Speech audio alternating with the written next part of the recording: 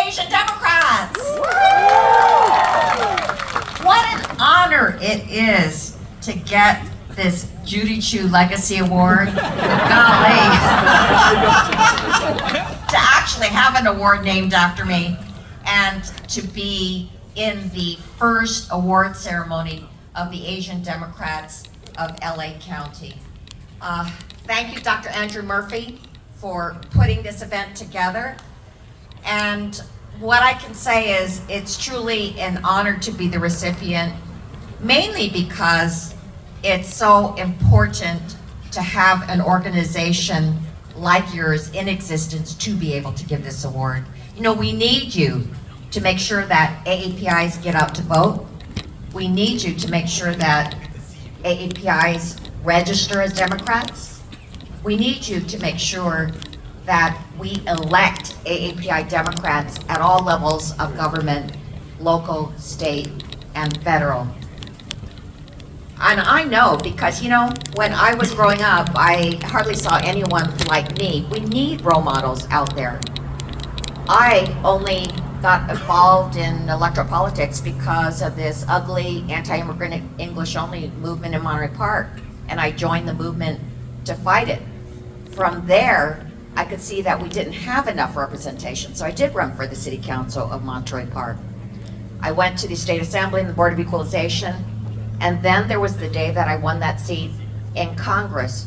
But what I will never forget is when President Obama called me from the White House to congratulate me on becoming the first Chinese American woman elected to Congress in history.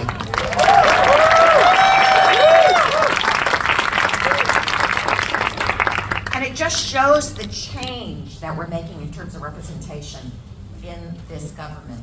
We were invisible, and now I can boast that we have 21 AAPIs in Congress, and we also have 75 members of our Congressional Asian Pacific American Caucus, which is a historic high and which makes sure that the needs of AAPIs across this nation are met. Now we have a seat at the table, and because we have a seat at the table, we can fight back. We've had 3 years of anti-Asian hate due to Trump saying that COVID-19 was the Wuhan virus, China virus, and even Kung flu. His racist remarks caused so many people to blame AAPIs for COVID. And as a result, there was everything from insults to actual killings of AAPIs out there. But you know what? Because we have a seat at the table, we fought back.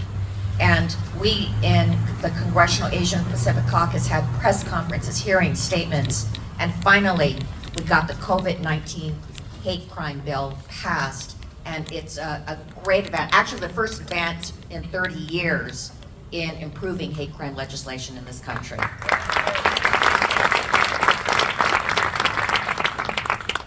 And then there's the rising US-China tension resulting in the racial profiling of many, many Asian Americans across this country, including Chinese scientists and engineers who have been wrongfully arrested and indicted, only to find all the charges dropped. We have fought that, but what's even more alarming is this kind of tension is spreading to anti-Asian alien land laws actually being passed in this country. Yes, Ron DeSantis signed a bill that said that no Chinese national can buy any land in Florida. Can you imagine that? It's been 100 years since we've had alien land laws in this country, which stopped Asians of many different backgrounds, Japanese Americans, Chinese Americans, Korean Americans, Indian Americans, from being able to just own property. And so we have to fight back, and in fact, not only has this been passed into law in Florida and Alabama and Tennessee, but there are just a myriad of these kinds of bills being introduced. We are fighting back because we have a seat at the table, though. We are fighting back, and in fact, Texas joined together in terms of all the progressives and the AAPIs, and they were able to stop that bill from passing. And Congressmember Al Green and I introduced a bill in Congress to say that no federal law, no state law should be passed such as this, and that federal law would prohibit it. And then there is the Republican extremism in the House. Republicans have been in control of the House since January. I've just come back from Washington, D.C., and it is just sickening to see what's going on in terms of their chaos, extremism, and dysfunction. And in fact, they are willing to let this government shut down, causing untold harm to so many who would lose so much if they don't actually get these bills passed by September 30th. So they don't seem to care about that. And in fact, what is their main concern? Impeaching President Biden. Not only that though, what is so disturbing is that they are launching their culture war in every single bill that is being introduced in the House. They put in amendments over and over again now in every major bill that we've seen to ban trans care or to prohibit any LGBT day or Pride Day, to stop any diversion and inclusion program from taking place, and then to prohibit any kind of abortion care. Of course, we all know what they're going towards, which is a national abortion ban. So what do we need to do now? We need to fight back.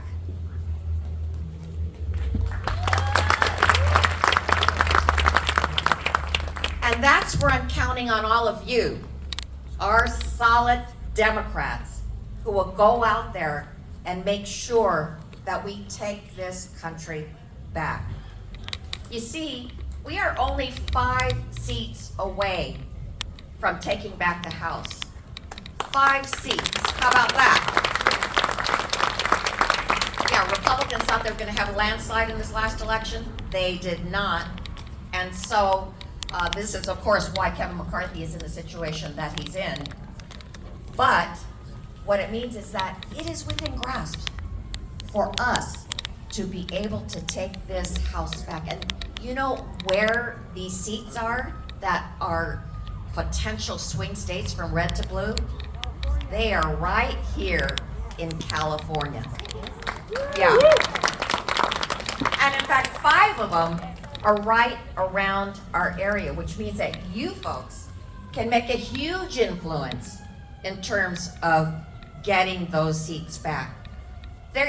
These are seats where Republicans have no business being in that seat. Like Mike Garcia in northern Los Angeles County, he's in a seat that is a 12-plus Biden seat, where they voted in the majority for Biden. But he's a Republican in that seat. We must take that seat back.